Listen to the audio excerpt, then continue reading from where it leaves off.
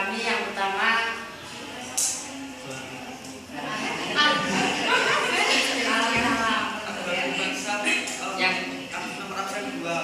yang kedua saya sendiri Adi Setiawan absen 3. Saya Jessica Konekova absen 10.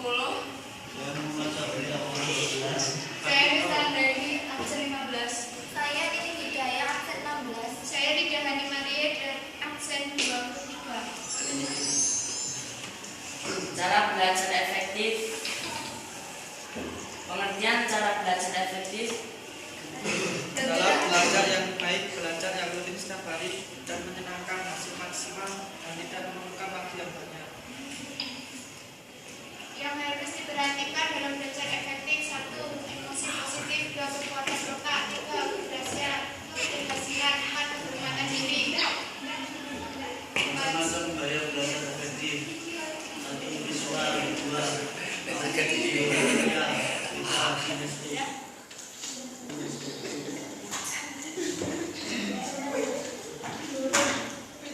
Penjelasan macam-macam gaya belajar efektif. 1. Gaya belajar visual atau visual learners, menitik beratkan pada ketajaman penglihatan. Artinya bukti-bukti konkret harus diperlihatkan terlebih dahulu agar mereka paham. Gaya seperti ini mengandalkan penglihatan atau melihat dulu untuk kemudian kita mempercayainya. Ada beberapa karakteristik yang khas sebagai orang-orang yang menyukai gaya belajar visual ini. Pertama adalah kebutuhan melihat sesuatu atau informasi atau pelajaran secara visual untuk mengetahuinya atau memahaminya. Kedua, memiliki kepekaan yang kuat terhadap warna. Ketiga, memiliki pemahaman yang cukup terhadap masalah artistik. Keempat, memiliki kesulitan dalam dialog secara langsung. Kelima, terlalu reaktif terhadap suara. Keenam, sulit mengikuti anjuran secara lisan. 7, seringkali salah menginterpretasikan kata atau ucapan. Gaya belajar auditorial atau auditory bias mengandalkan pada pendengaran untuk bisa memahami dan mengingat. Karakteristik model belajar seperti ini benar-benar menempatkan pendengaran sebagai alat utama menyerap informasi atau pengetahuan. Artinya kita harus mendengar baru kemudian kita bisa mengingat dan memahami. Gaya belajar ini adalah semua informasi hanya bisa diserap melalui pendengaran. Kedua, memiliki kesulitan untuk menyerap informasi dalam bentuk tulisan secara langsung. Ketiga, memiliki kesulitan menulis ataupun membaca. 3. Gaya belajar kinestetik atau seperti yang mengharuskan individu yang bersangkutan menyentuh sesuatu yang memberikan informasi tentu agar dia bisa mengingatnya. Tentu saja ada beberapa karakteristik model belajar seperti ini yang tak semua orang bisa melakukannya. Karakter pertama adalah meletakkan tangan sebagai alat penerima informasi utama agar bisa terus mengikatnya.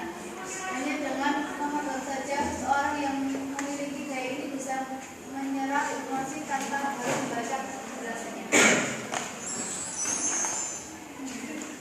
Kelebihan kata-kata gaya belajar efektif.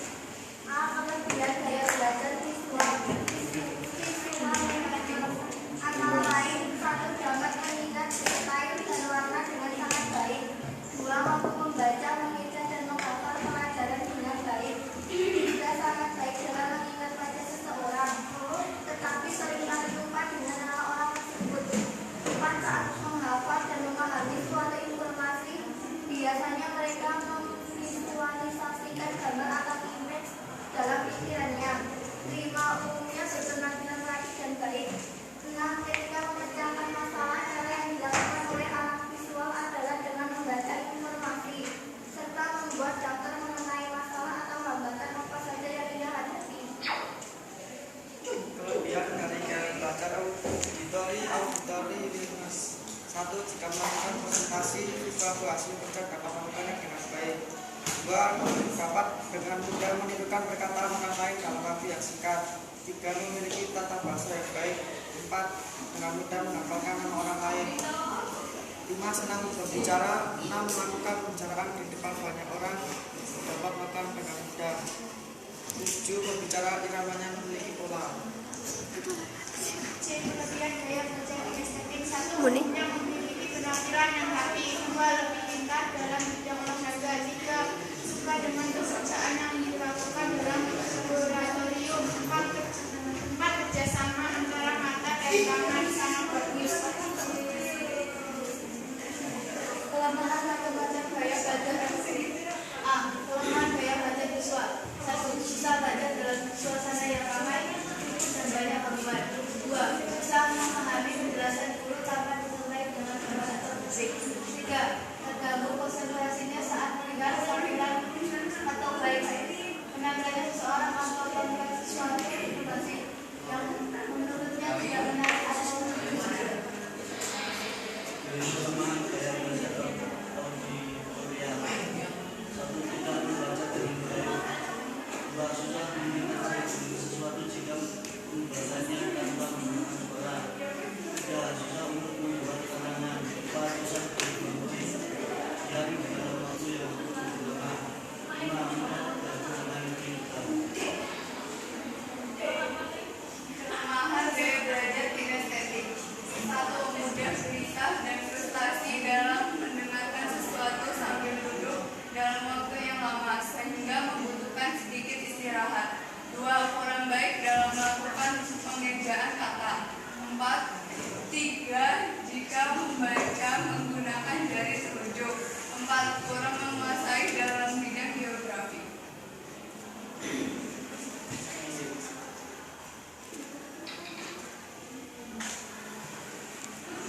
Saya menggunakan cara belajar dengan kinestetik dan auditorial karena dengan cara menggunakan auditorial saya lebih mudah memahami tentang pelajaran yang akan disekolahkan.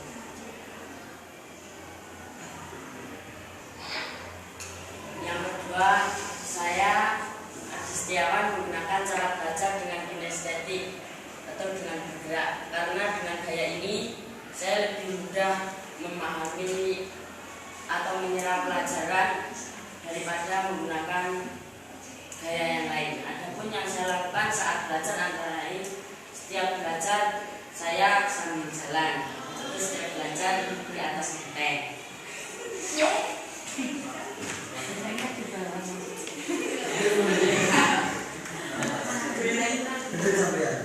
Saya Jessica Fatinova menggunakan cara belajar dengan visual atau dengan melihat karena dengan cara seperti ini saya bisa lebih mengerti tentang pelajaran yang dipelajari.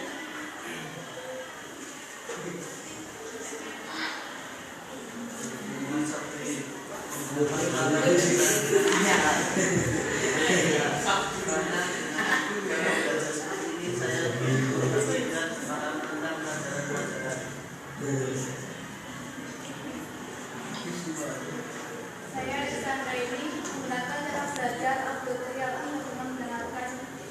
Karena dengan belajar ini saya bisa menangkap pelajaran dan materi yang dijelaskan guru visual. Nah, saya ini bergaya menggunakan cara belajar dengan visual dengan melihat karena dengan cara belajar visual ini saya lebih masuk tentang pelajaran dan mudah memahami pelajaran. Saya Ridwan Muri menggunakan gaya belajar dengan cara auditorial atau dengan cara mendengarkan karena dengan cara belajar seperti ini saya lebih paham tentang pelajaran yang diajarkan di sekolahan.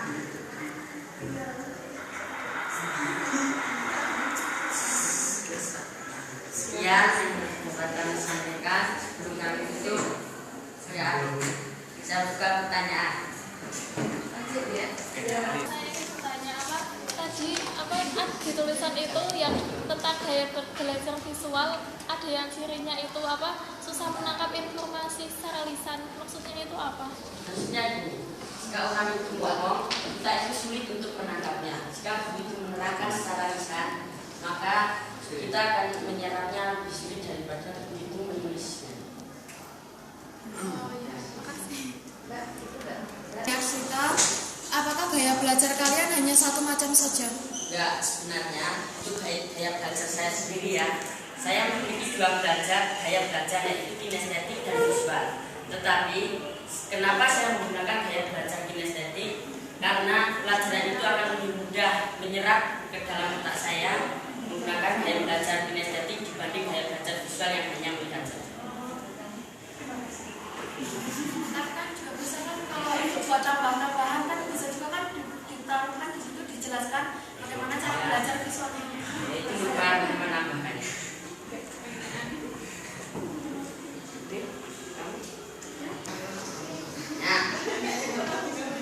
Kenapa Akbar menggunakan cara belajar kinestetik dan auditorial? Jelaskan.